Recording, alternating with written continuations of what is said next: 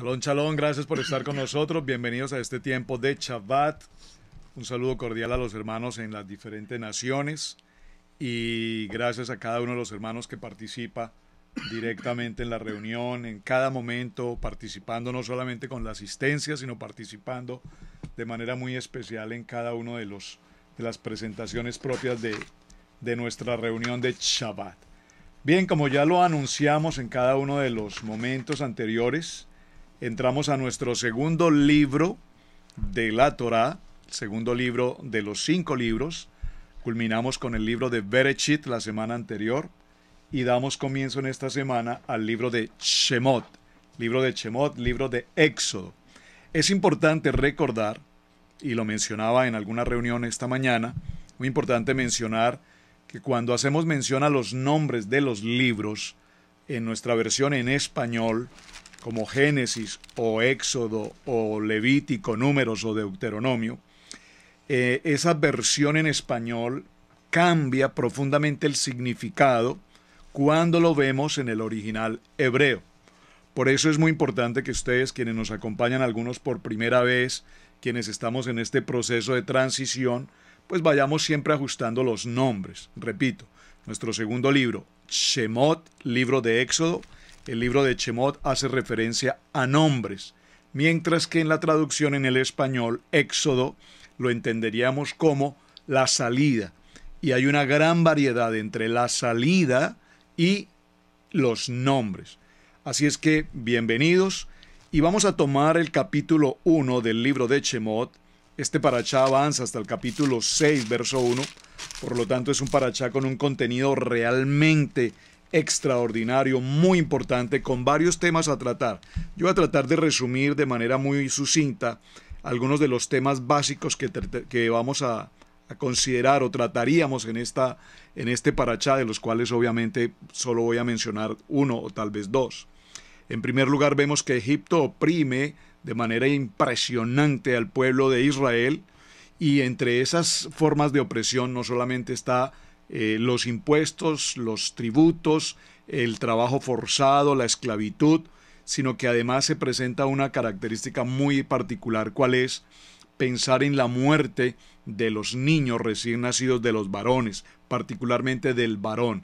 Y esto, por supuesto, tiene una significancia extremadamente importante porque estamos hablando de la semilla.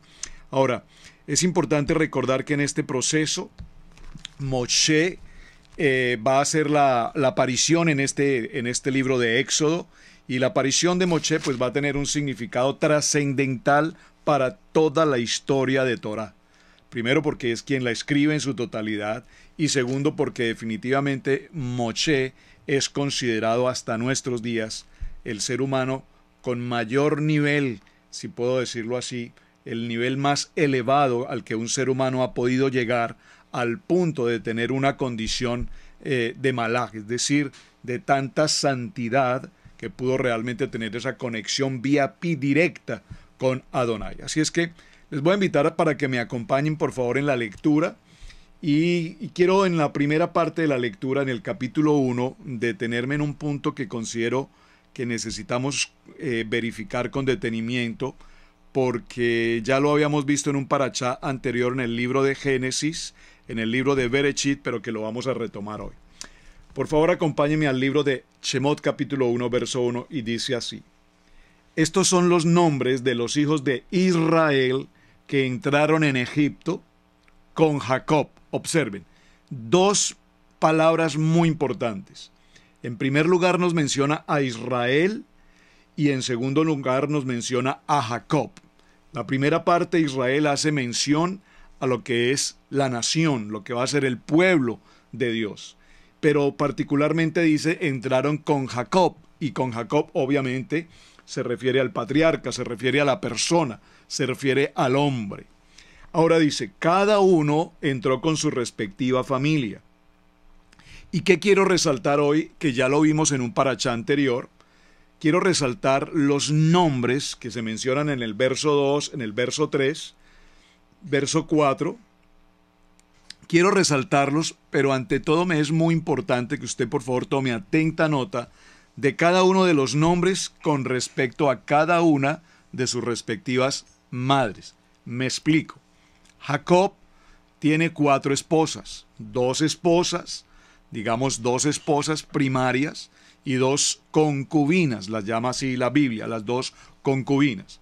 Su esposa primera, que fue Lea, amén, y posteriormente su segunda esposa, que fue Raquel. Ahora, Lea tenía consigo una mujer asistente, llamémoslo así, como la mujer cercana que le ayuda en todas sus actividades, que es Silpa. A su vez, Raquel tenía otra persona que le apoyaba en todas sus circunstancias y es Bilha. Ellas van a ser las concubinas. ¿Por qué quiero hacer mención puntualmente a este detalle? Porque esto nos muestra que tenemos hijos, vamos a decir, legítimos del matrimonio de Lea y del matrimonio de Raquel, y vamos a decir hijos, no sé si pueda utilizar la expresión ilegítimos, pero lo que quiero significar es que estas 2 mujeres, estas 2 ayudantes que fueron o que son consideradas como concubinas, van a completar ese grupo de 4 esposas, y dentro de ese grupo de 4 esposas establecer las 12 tribus de Israel. Así es que se los voy a mencionar en orden de nacimiento. Usted por favor tome nota. ¿Y por qué quiero hacerlo? Porque es muy importante que tengamos presente el orden de nacimiento de los hijos según el libro de Shemot, libro de los nombres, y posteriormente saber qué pasó y por qué sucedió que el pueblo de Israel pase a una condición de esclavitud. Vamos a ir. Entonces, los hijos de Lea en orden son: número 1, Rubén; número 2, Simeón; número 3, Leví; y número 4, Judá. Hasta aquí viene la primera promoción de hijos de Jacob con la primera esposa, digo con Lea. Luego, el número 5, el hijo número 5 de Jacob es Dan, y el número 6 es Neftalí. Estos 2 hijos, Dan y Neftalí, son hijos de Bilha. Bilha. Recuerden que Bilha era la asistente de Raquel.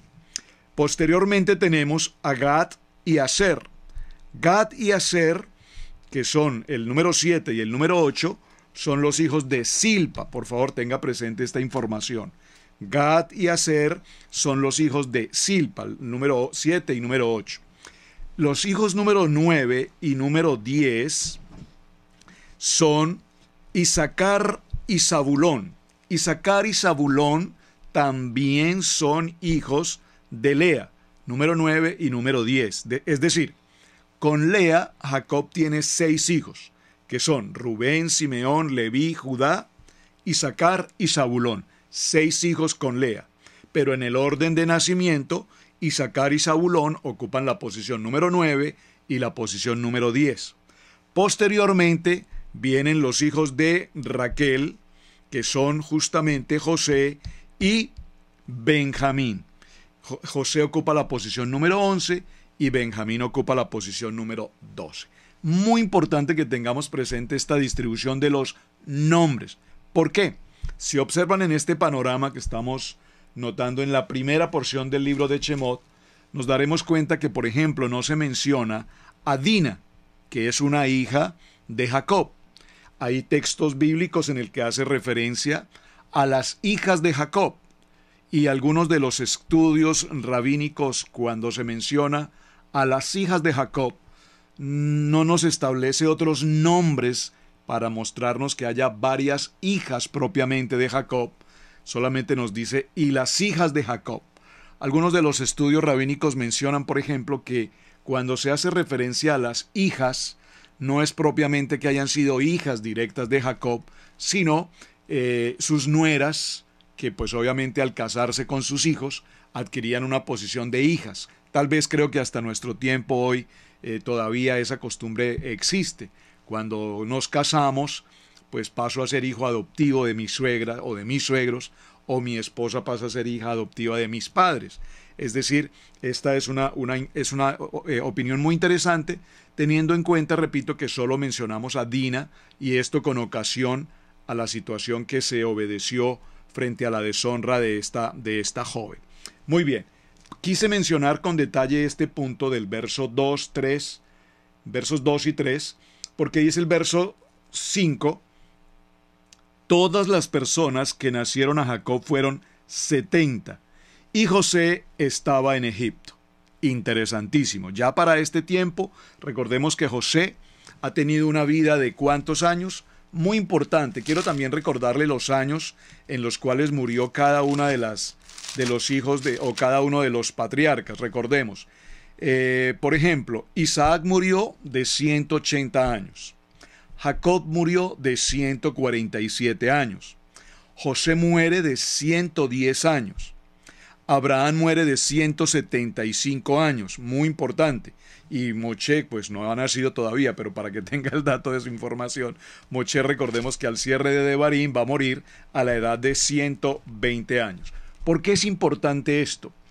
Porque recordemos que cuando Jacob llega a la tierra de Egipto acompañado de estas 70 personas que conforman la familia de Jacob, lo que es Israel, estos hombres estas familias llegan a la tierra de Egipto, y en aquel momento José está sobre una edad de 39 años. ¿Por qué es tan importante las edades?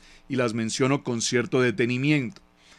Porque si José muere a los 110 años, esto nos indica evidentemente que el pueblo de Israel, los hermanos de José y sus hijos y su familia en general, pasaron un promedio de 100 años de muy buena comodidad en las tierras de Egipto, esto es, en el tiempo del faraón, en el área de Gosén. Recuerden que Gosén es una tierra buena, es una tierra de pastos, es una tierra de buena agua, es una tierra que es de las mejores tierras de Egipto, y esa tierra fue entregada a Jacob y a sus hijos por medio de José, claro que sí, pero por orden directa del faraón. Es interesantísimo esto, porque si leemos con detenimiento la historia, nos damos cuenta que Faraón en el texto bíblico tipifica al adversario. Faraón tipifica al enemigo, y sin embargo vemos que Adonai utiliza al mismo enemigo, en este caso a Faraón, para recibir con los brazos abiertos al pueblo de Israel, a Jacob y a su familia, y no solamente recibirlos, sino además brindarles la acogida más extraordinaria. Digo, la acogida más extraordinaria, hermanos, y yo todavía tengo en mi corazón y en mi mente la película que les he recomendado que vean, por favor, La vida de José. Una versión moderna, una versión de origen italiano muy bien producida. Si tienen el tiempo, si no la han visto, por favor, aprovechen este tiempo de Shabbat, este reposo, y después de nuestro cierre del día de hoy, vaya ahí en YouTube, está una duración creo de 1 hora 30 minutos, algo así. Vean la película, es extraordinaria. ¿Por qué quiero que la vean? Porque nos ayuda a comprender estos textos que estamos leyendo. Cuando Faraón envía los carruajes, las limusinas, hacia la tierra de Canaán, el ejército, los soldados, todo el acompañamiento digno de un rey, para que Jacob, el padre de José, ahora venga a ese reencuentro con su hijo, que presumía muerto y ahora sabe que tiene vida. Y cuando viene ese momento de reencontrarse, entonces Jacob da una frase extraordinaria y dice: he revivido, mi espíritu ha revivido. Y es maravilloso el momento. Ahora, este proceso nos indica que el tiempo que el pueblo de Israel vive en las tierras de Gosén, repito, es un tiempo en el que el pueblo de Israel conserva su identidad, conserva su relación con Adonai, conserva sus nombres, conserva su idioma, su lenguaje, su estilo de vida, hasta su forma de vestir, hasta su comunicación entre todos como familia. Es decir, no hay mezcla del pueblo hebreo con el pueblo egipcio. No hay mezcla de comidas, no hay mezcla de lenguaje, no hay mezcla de costumbres, no hay mezcla cultural. Cada quien está ubicado en su respectivo lugar. Y esta era precisamente la preocupación más importante que José tenía. José conocía perfectamente todo el andamiaje egipcio, conocía su cultura, su lenguaje, sus tradiciones, su idolatría, su paganismo, su perversidad, absolutamente todo lo conocía José, y de hecho la gran preocupación de José en su momento era el evitar a toda costa que su pueblo, su familia, terminara mezclada, terminara asimilada, asociada directamente con el pueblo de Misraim, con el pueblo egipcio. Ahora bien, sigamos en la lectura y vamos a empezar a encontrar ciertos detalles. Dice el verso 6, murió José y todos sus hermanos y toda aquella generación.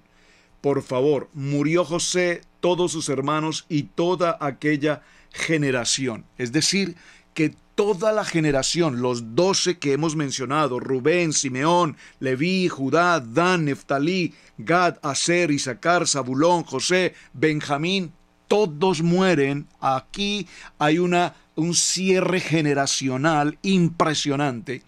Y vienen las generaciones posteriores. Pero ¿cuál va a ser la actitud y cuál va a ser el comportamiento del pueblo que continúa después de los patriarcas y después de los hijos de Jacob, de los hijos de Israel? ¿Cuál va a ser ese comportamiento? Ya José no está. Y en todo este proceso, entonces nos encontramos con una información que es muy, pero muy preocupante.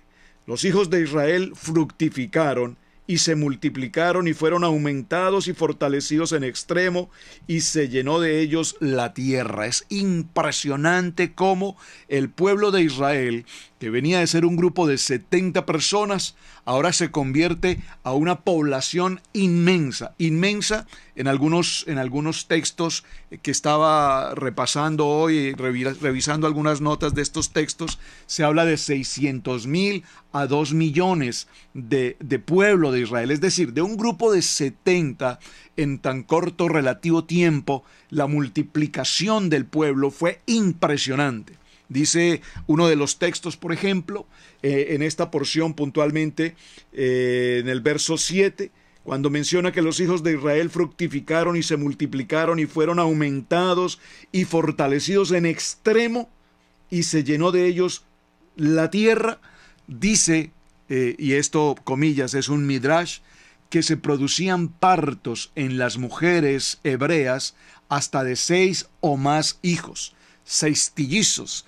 Es decir, que su capacidad de engendrar hijos era tan alta que hace una comparación, comillas, por favor, con todo respeto, en el estudio, no lo tomen a mal, que eran como los animales cuando paren los hijos. Cuando una gatica tiene gatos, no tiene 1 o 2, no sé, tiene 5, 6, no sé cuántos, y así muchas especies. Y esto estaba pasando con las mujeres hebreas.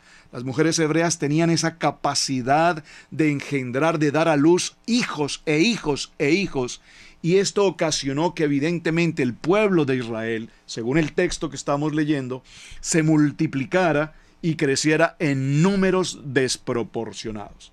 Entonces, inmediatamente dice el verso 8, entre tanto, se levantó sobre Egipto un nuevo rey que no conocía a José, y dijo a su pueblo, he aquí, el pueblo de los hijos de Israel es mayor y más fuerte que nosotros. Aquí necesitamos resaltar con mucho detenimiento este verso. En el verso número 8, preste por favor mucha atención a la lectura que estamos realizando. Vemos que entre tanto se levanta un nuevo rey. ¿Qué pasó con el faraón anterior? Bueno, no sabemos. Fue destituido, murió, se presentó alguna circunstancia de guerra, cualquier otra situación que haya pasado. No nos explica la historia puntualmente qué pasó allí. Lo único que nos aclara el verso es que se ha levantado un nuevo rey en Egipto, pero particularmente nos indica que el nuevo rey no conoce a José. Y esta expresión "no conoce a José" suena definitivamente absurda. Suena absurda ¿en qué sentido? Por más que sea un nuevo rey y por más que hayan pasado algunos años, ¿quién podría olvidar la gestión realizada por José durante el tiempo del faraón y durante el tiempo de su vida particularmente? ¿Por qué? Porque recordemos que de no ser, primero, por el favor de Adonai, obviamente la gracia de Adonai a través de José, para que se cumpliera el proceso. Recuerden que José fue pasado por un proceso, el sueño que él tuvo desde niño, la manera como se presenta esa conspiración de sus hermanos, cuando lo venden, cuando pretenden matarlo, lo venden como esclavo, pasa por su condición de esclavitud, llega a Egipto. Y aquí hay algo que nosotros pasamos pero muy por alto, pero para muchos de nosotros, emigrantes, creo que podríamos entenderlo bastante bien. Evidentemente José habla un idioma hebreo, pero posteriormente es llevado en una condición de esclavitud al pueblo egipcio y por lo tanto allí José se encuentra frente a una dificultad lingüística, el idioma. Quienes somos emigrantes sabemos la gran dificultad que tenemos con el idioma. Y por supuesto esto parece sencillo porque cuando vemos la película pues todo se habla en español y todo lo entendemos muy fácil. Pero realmente José se ve abocado a prepararse, a formarse, a establecerse, a educarse en la cultura, en el idioma, en el conocimiento, en la ciencia, en las tareas propias de la cultura egipcia. Y esto lo vamos a ver, o lo vimos en Berechit mejor, cómo José se desenvuelve absolutamente bien con el idioma, hablando con Potifar, hablando con los ministros del faraón, hablando con los presos en sus cárceles, manejando la lectura, la dinámica de las matemáticas. Es decir, José tenía sin lugar a dudas esa capacidad del aprendizaje extremadamente alto. ¿Y por qué lo menciono de esta manera? Porque si no es porque Adonai permite que José ocupe ese lugar, esa posición y todo cuanto pase a su alrededor tenga que ver con el propósito de salvar a Egipto y a su vez salvar a Israel, entonces, ¿cómo es que en el verso 8 se nos pretende decir que hay un faraón que no conoce la historia de José? Repito, es como para quienes vivimos en Estados Unidos de América, no nacimos en este país, no somos parte de conocer su historia, pero como estamos aquí la estamos aprendiendo. Y yo sé, por ejemplo, que el 4 de julio se celebra en esta nación americana el Día de la Independencia. Y como yo sé que ese es el Día de la Independencia, pues nosotros, sin que formamos parte de esta historia, lo celebramos, pero nos ocupamos y nos preocupamos por conocer algunos de los detalles y de los factores básicos de la historia de América, de cómo se ocasionó y cómo se produjo todo este fenómeno. Les decía a algunos hermanos en estos días, justamente, ahora que visitamos la ciudad de Williamsburg, allí veíamos parte de esa historia, el proceso de los británicos, los irlandeses, los ingleses, los franceses, que conquistaban estas tierras en el área de Virginia, sobre el área de Georgetown, sobre el área de lo que es New Jersey hoy, de lo que es Nueva York particularmente, cómo se produce todo este proceso, cuando posteriormente vienen los puritanos y traen consigo también la palabra, la Torá, y se produce el famoso día de la celebración de Acción de Gracias. Todo esto es muy interesante, porque de ninguna manera nosotros podemos olvidar que este país ha tenido hombres impresionantemente importantes y uno puede mencionar un nombre como Abraham Lincoln, probablemente Thomas Jefferson, entre muchos otros, y inmediatamente vamos a decir, wow, sí, cómo no, si yo veo uno de los billetes y aparece Hamilton, pues tengo que saber quién fue ese hombre en la historia de este país, y así sucesivamente. Pero bueno, en el verso 8 lo que queda claro es que este faraón no conocía a José. Ahora, la pregunta es, ¿no lo conocía o peor aún, pretendía ignorarlo? ¿Por qué?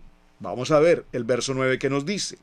He aquí el pueblo, y observen por favor que es Faraón, quien por primera vez en toda la historia que llevamos de Berechit hasta este momento, en Shemot, es Faraón quien por primera vez le asigna a la familia de Israel la connotación de ser un pueblo. Esto es maravilloso. Por favor, observe la lectura, porque esta observación de la lectura es muy importante.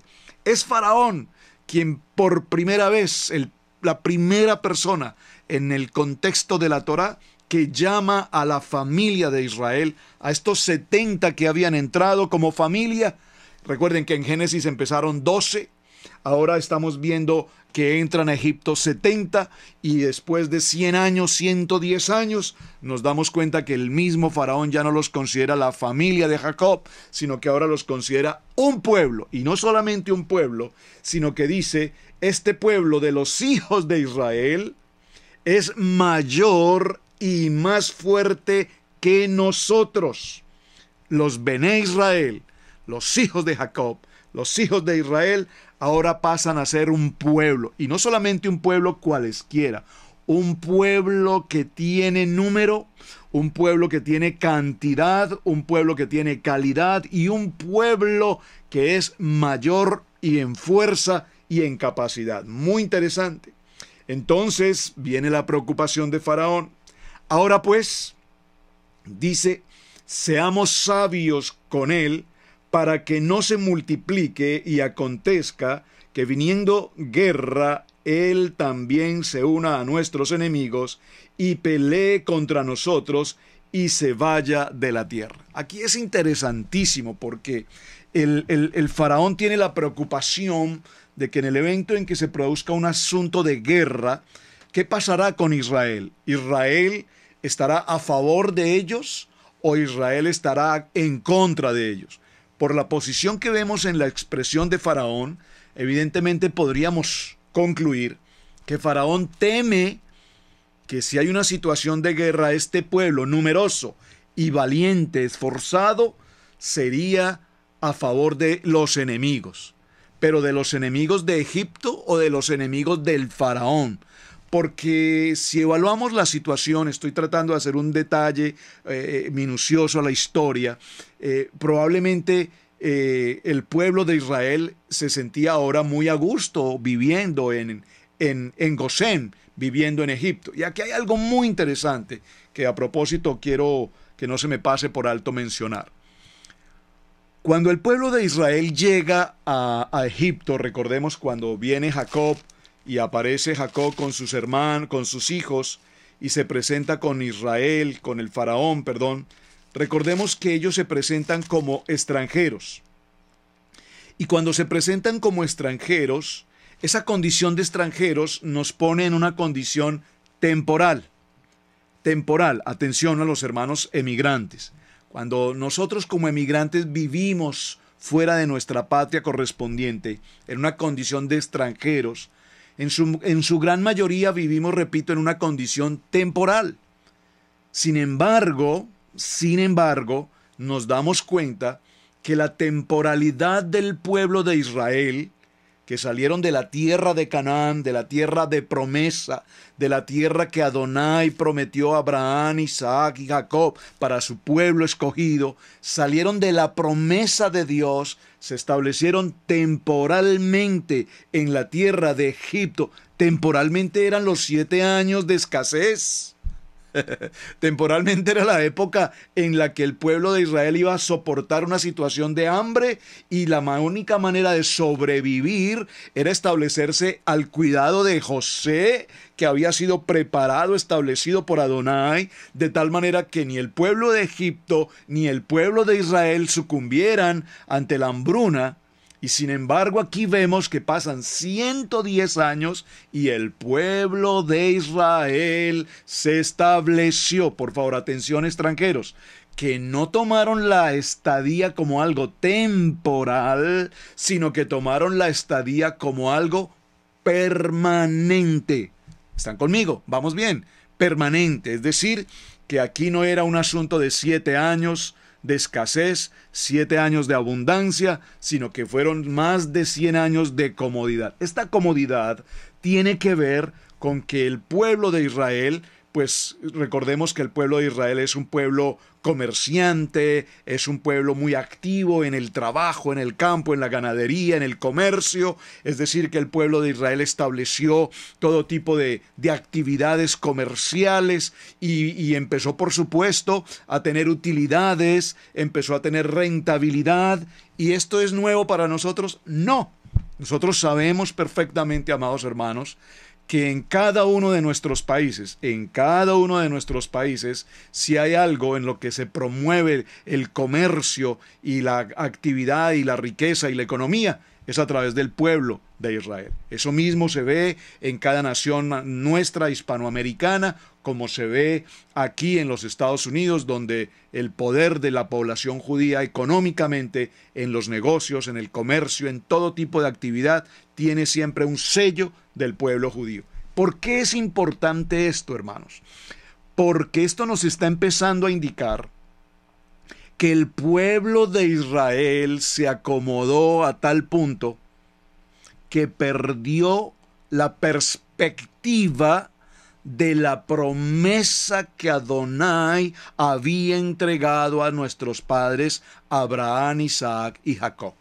Ya desde un principio el Padre Eterno habló a Abraham y le dijo: el pueblo será llevado a otra nación.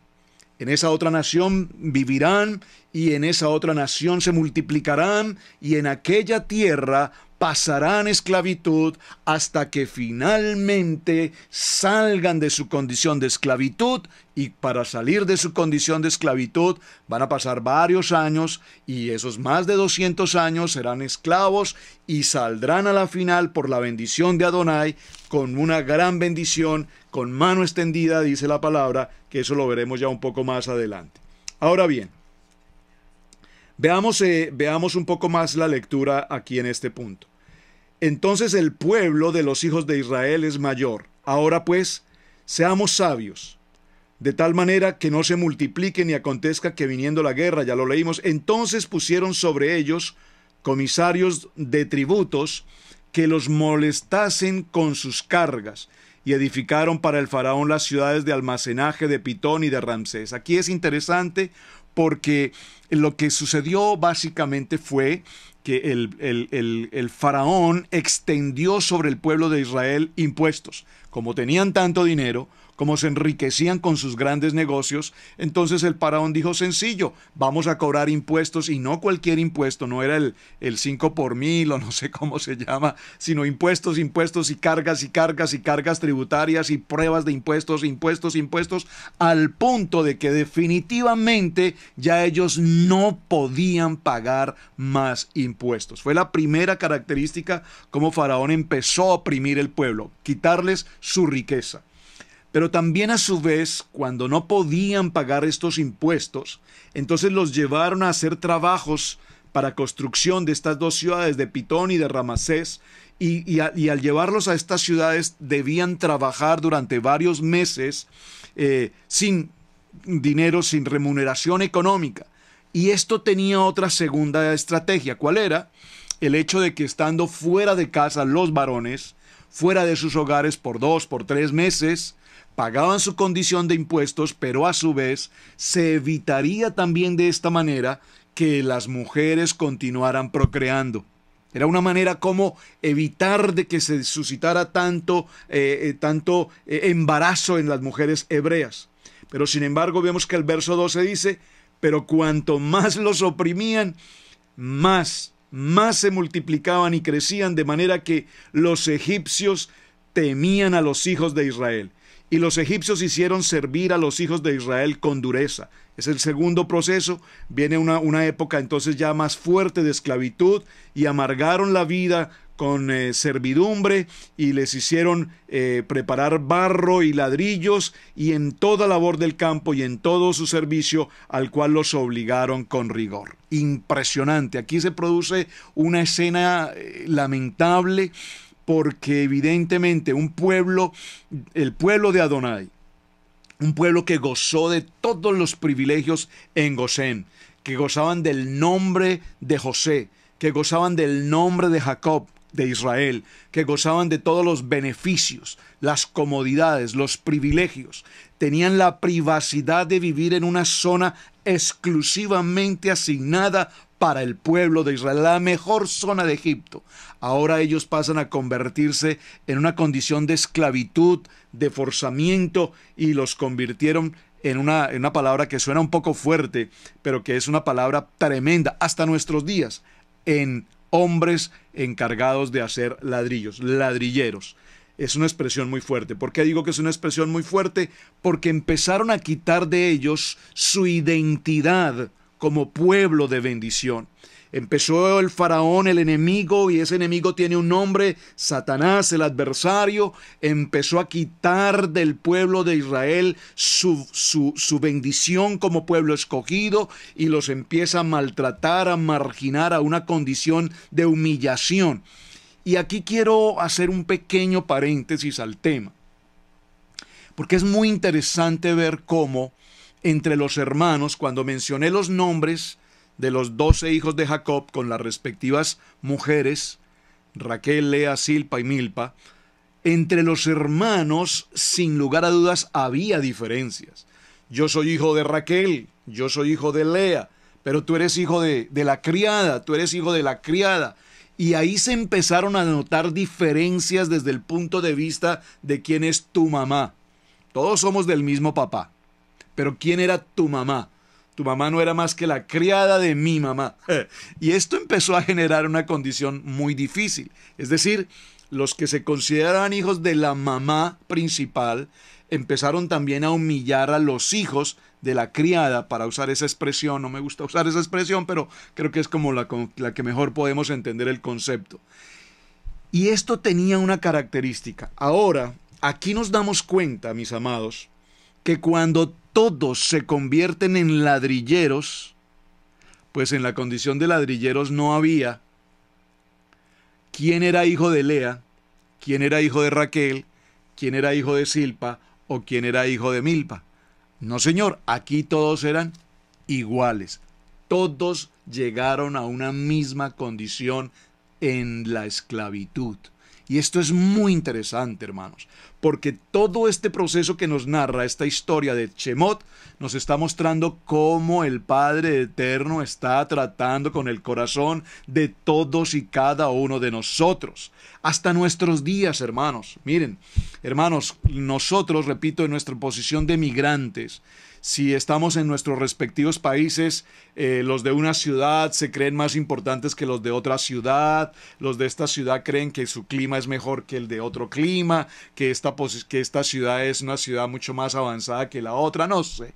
Aún en las costumbres culturales, en el lenguaje, en la culinaria, en la cocina, en los alimentos, en las maneras de hablar, los dialectos. Entonces nosotros somos de la capital, ustedes son del campo, y en nuestros países vemos esas diferencias. En América, donde nosotros residimos hoy, vivimos una situación similar. Somos hispanoamericanos, pero entonces los de Colombia quieren sentirse mejor que los de Venezuela se quieren sentir mejor que los de México dicen lo que está hecho en México, bien hecho está, y nosotros somos mejores. Y a los de Chile dice, a mí me encanta México, y México dice, a nosotros nos encanta el Chile. Bueno, ustedes están entendiendo, ¿verdad? Y también a su vez vemos a otros hermanos hispanoamericanos, los vemos como pequeños, como poca cosa, como de mejor o de más baja condición. Y el Eterno debe tratar con el corazón del ser humano, porque la palabra dice que todos somos un mismo sentir. Muy importante este punto. Ahora bien, vemos que inmediatamente cuando se produce esta situación de ladrillero, el tercer aspecto que el faraón utiliza para tratar de calmar la procreación y el crecimiento del pueblo de Israel es empezar el proceso de matar a los niños varones. Y esta es una historia muy interesante porque tiene que ver, recuerden que la vimos también en el Brit Hadasha, cuando se da a conocer que viene el nacimiento de Yeshua. Y recuerden qué pasó en ese entonces. El rey Herodes, ¿qué hizo? Ordenó la muerte de los niños, ¿verdad? Menores de 2 años. ¿Recuerdan esa historia?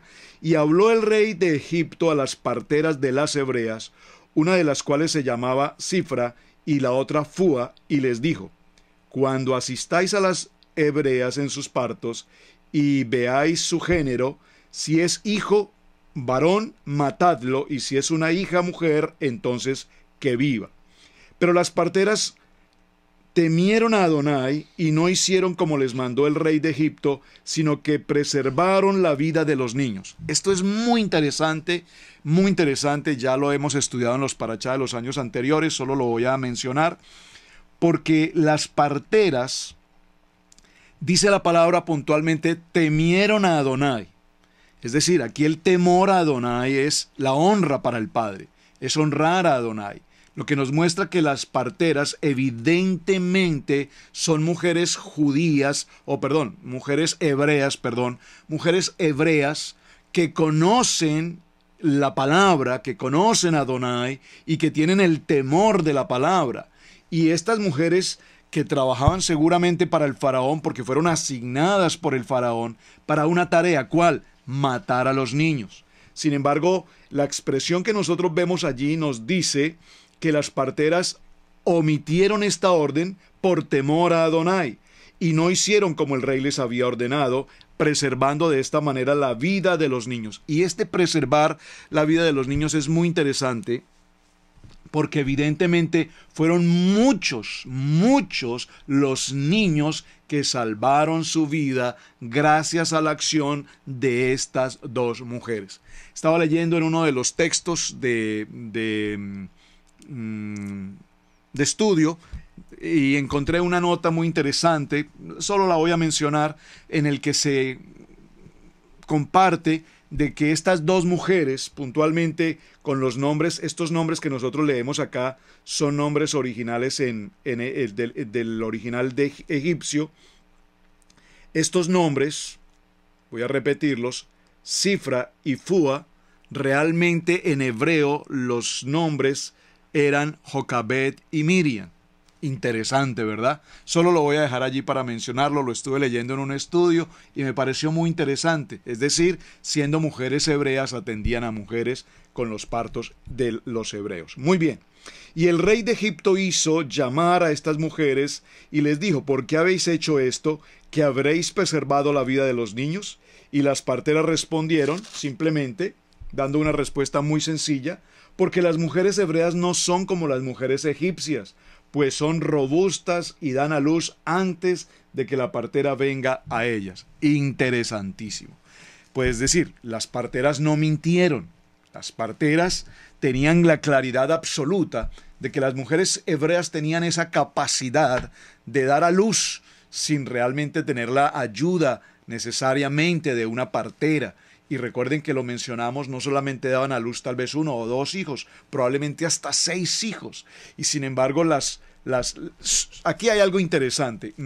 Si el faraón sabe que las mujeres parteras no cumplían con la ordenanza que el faraón había dado de matar a los niños, ¿por qué simplemente las llama y les pregunta por qué no están cumpliendo con lo que yo les dije? ¿Por qué tan simplemente les dice: ok, no hay problema, está bien? Es interesante, porque entendiendo la condición de Faraón, que no quiere al pueblo hebreo, que desconoce a José, envía a estas mujeres con la misión de matar a los niños y sin embargo ellas no cumplen la orden y de ninguna manera vemos que el Faraón tome ningún tipo de represalia contra ellas. No lo indica de ninguna manera. Ellas simplemente les dan una excusa y el Faraón así lo acepta. Pero ¿qué sucede? Algo muy interesante en el verso 20. Adonai hizo bien a las parteras, y el pueblo se multiplicó y se fortalecieron en gran manera. Y por haber las parteras temido a Adonai, él prosperó sus familias. Esto es maravilloso. Hay una misbot que nos habla de que cuando actuamos con bendición, de igual manera con bendición recibimos. y esta misbot se está cumpliendo justamente aquí. Estas parteras obraron en temor a Adonai, y en temor a Adonai las bendijo, y las bendijo siendo prósperas, las bendijo, dice, y él prosperó sus familias. Maravilloso, hermanos, esto es maravilloso.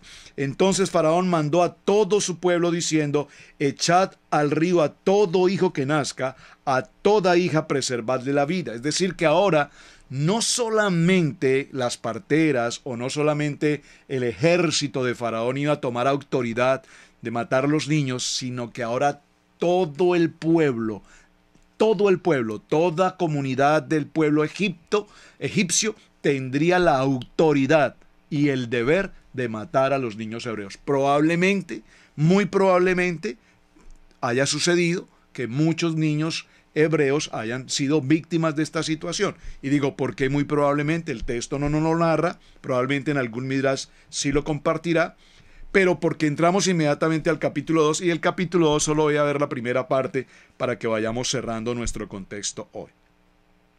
Un varón de la familia de Leví fue y tomó por mujer a una hija de Leví.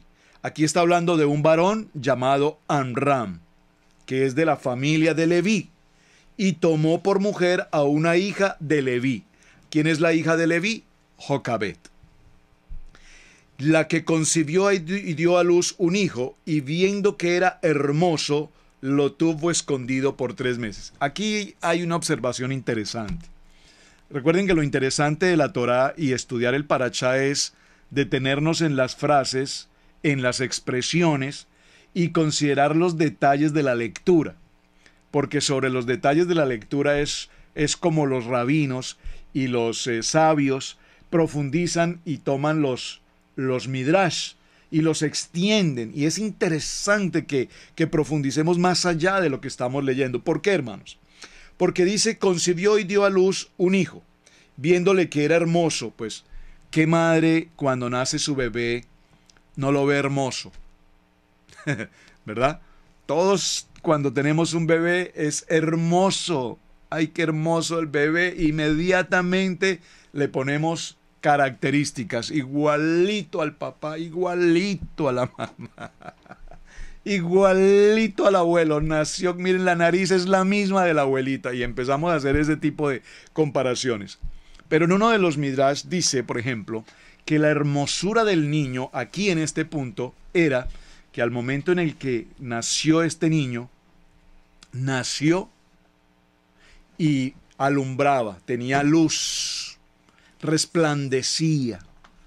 Y esa era la hermosura especial que había bueno, atención, estoy diciendo Moshe, pero aquí hay algo muy importante, porque recordemos que quien le dio el nombre de Moshe no fue Amram ni Jocabet, sus padres, sino posteriormente la hija del faraón. Entonces la pregunta interesante, ¿qué tal si lo dejo como tarea?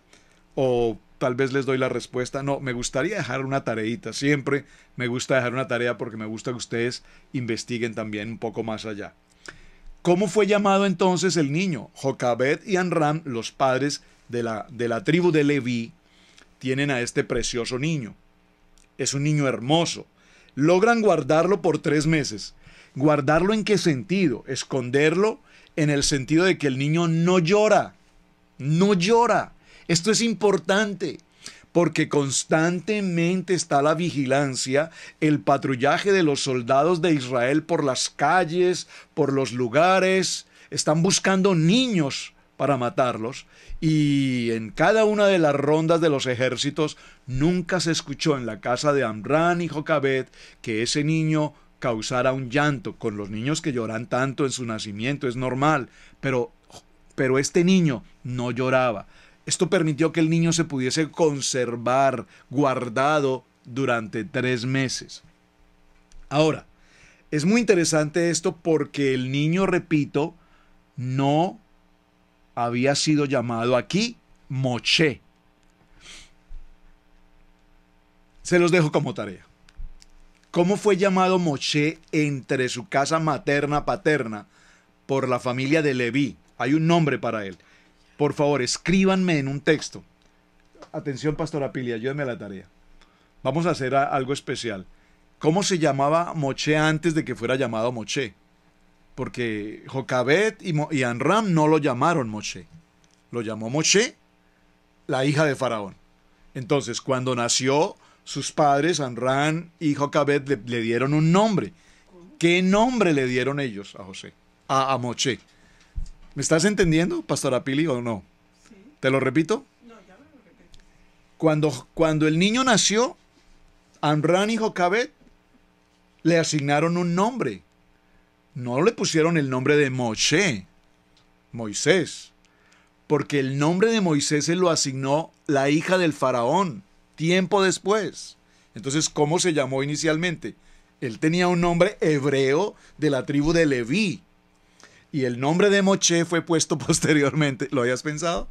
Muy interesante. ¿Ya sabes cuál es el nombre? Ah, bueno, entonces por favor hay que investigar esa tarea. Pero no pudiendo ocultarle más tiempo, tomaron una arquilla de juncos, la calafatearon, la cubrieron con brea. Todo esto tiene una tipología de lo que es el evangelio, el llevar el mensaje, etcétera, y lo colocó en el niño y le puso en la carriza a la orilla del río, bla. Y una hermana suya se puso a lo lejos. ¿Quién era la hermana? Miriam. Se puso a lo lejos para ver lo que acontecía. Y la hija de Faraón, Batia, descendió a lavarse del río, y paseándose sus doncellas por la ribera del río, vino a la arquilla, vieron la arquilla en el carrizal, y enviaron una criada suya a tomarla. Y cuando abrió la arquilla, vieron al niño, y he aquí que el niño lloraba. Ahora sí Moshe lloró. Esta es una historia interesante. Es historia interesante porque si evaluamos con detenimiento la historia, nos preguntamos, ¿cómo Jocabed, según la narrativa, la madre de este niño es la que prepara una canasta, la parafatea, le coloca un asfalto, es decir, la impermeabiliza, la condiciona, la acomoda de tal manera que el niño vaya lo suficientemente cómodo, seguro, estable, que no se vaya a ladear, que no se voltee en el recorrido de las aguas? Colocan la canastilla justo a la ribera del río, las corrientes no muy tensas, no muy fuertes del Nilo avanzan, llevan la canasta totalmente dirigida por un GPS, el GPS del cielo, y la canastilla va justamente en la dirección a donde precisamente ese día, a esa hora, en ese mismo momento, la hija del faraón y sus doncellas están a la orilla del río, bronceándose, bañándose, y precisamente es el momento en el que el niño llora, y entonces Batia pide a sus doncellas que verifiquen qué pasa en esa canastilla, y traen la canasta y aparece el niño y llora, y entonces el Eterno toca el corazón de Batia, y Batia, cuando lo ve, tiene compasión y de este niño, que dice: este niño es uno de los niños de los hebreos. ¿Y por qué reconoce que es un niño hebreo? Porque el niño hebreo tiene una marca, y es precisamente la Brit Milá. Y bueno, su cobertura, digamos, sus vestimentas, ¿verdad? Pero la marca indiscutible era la Brit Milá. Algunos midrash y rabinos consideran incluso que Moshe nació ya preparado con la Brit Milá. Eso es simplemente un estudio de midrash, pero nosotros suponemos que dentro de la cultura hebrea, recordemos que el nacimiento de un niño a los 8 días debía siempre ser llevado al proceso de Brit Milá. Lo que quiero resaltar aquí es simplemente que todo está tan perfectamente coordinado en el detalle más mínimo. Miriam se coloca a la distancia, Miriam observa el recorrido de la canastilla hasta que es rescatada por estas doncellas, puesta en las manos de la hija de Faraón. Inmediatamente otra cosa interesante, Miriam se presenta como aparecida del cielo, si puedo decirlo de esta manera, frente a la hija de Faraón y le dice: mira ese niño hermoso, yo tengo la persona que lo puede cuidar, yo tengo la persona que lo puede amamantar, yo tengo a una mujer hebrea que puede darle pecho. Y entonces aparece en escena la mamá, y viene la mamá y le entregan a su propio hijo, y no solamente le entregan a su propio hijo, sino que además le van a pagar los servicios prestados como mamá materna, como mamá ayudante de vida. Esto es definitivamente impresionante. La historia, así como la estamos viendo y como la estamos narrando, tiene un principio que es un poco pintoresco, si puedo utilizarlo, pero definitivamente, dígalo conmigo, pero esas son las cosas que Dios hace, que pareciera ser que no corresponden a una realidad, que pareciera ser que todo está como tan perfectamente calculado, pero evidentemente así lo narra el texto bíblico y nosotros por fe así lo creemos. Ahora vamos a cerrar entonces, porque el tema es inmensamente largo. Yo les pedí a mis hermanos, por favor, estudienlo ustedes en casa, léanlo en casa con detenimiento y recordemos esto. Vamos a ver algo muy importante, y es que evidentemente ahora Batia toma una posición de carácter, de calidad frente a su padre, el faraón, y cómo el padre, el faraón, le permite a su hija adoptar a un hijo hebreo cuando justamente él ha ordenado matar a todos los niños hebreos. Estas son preguntas que tenemos que hacer y tenemos que buscar las respuestas. ¿Cómo es que Faraón, que desconoció a José, que desconoció todo al pueblo de Israel, que ahora odia a los israelitas, que los coloca en una posición de esclavitud, que los tiene en una condición de opresión, ahora los tiene en una condición de ladrilleros, acepta tener en el castillo, en el imperio, a un hebreo como hijo, en este caso nieto adoptivo? Es impresionante, porque no solamente lo acepta, sino que finalmente Moshe, que ahora es Moshe, llamado así por Batia, salvado de las aguas, entonces este Moshe, sus primeros 40 años creciendo en la casa de Faraón, se convierte sin lugar a dudas en un personaje extraordinario, por sus talentos, por los dones con los que él vive, su capacidad, su preparación, su intelecto, su velocidad de conocimiento, de adquirir grandes logros. El faraón admira profundamente a este joven Moshe, que está frente a su hijo Ramsés, y ahora empieza una competencia entre Ramsés y Moshe. ¿Quién será el muy posible siguiente sucesor del faraón? Podría ser Ramsés, podría haber sido Moshe. La historia no nos lo narra así. Continuaremos en los siguientes parachá mirando lo que acontece, pero lo interesante es que los primeros 40 años de la vida de este joven Moshe los va a vivir en la educación, en la preparación, en la formación intelectual, profesional, académica del faraón. Y se prepara de grandes maneras, con grandes logros. Y es muy importante esto, porque veremos qué pasa en los siguientes 40 años, y después de los siguientes 40 años, qué pasará en la tercera sección, en los siguientes 40 años, hasta completar los 120 años en la vida de Moshe. Bueno, mis amados hermanos, nos quedamos muy cortos con el tiempo para narrar todo este precioso parachá. Nos queda mucho tema por tratar. Por favor, espero que hayan visto los parachás durante toda la semana. Ya nos entramos inmediatamente hoy, a mañana primera hora, entramos al parachá Vayera, y me aparecí, y allí continuará la historia. Muchísimas gracias. Shabbat Shalom.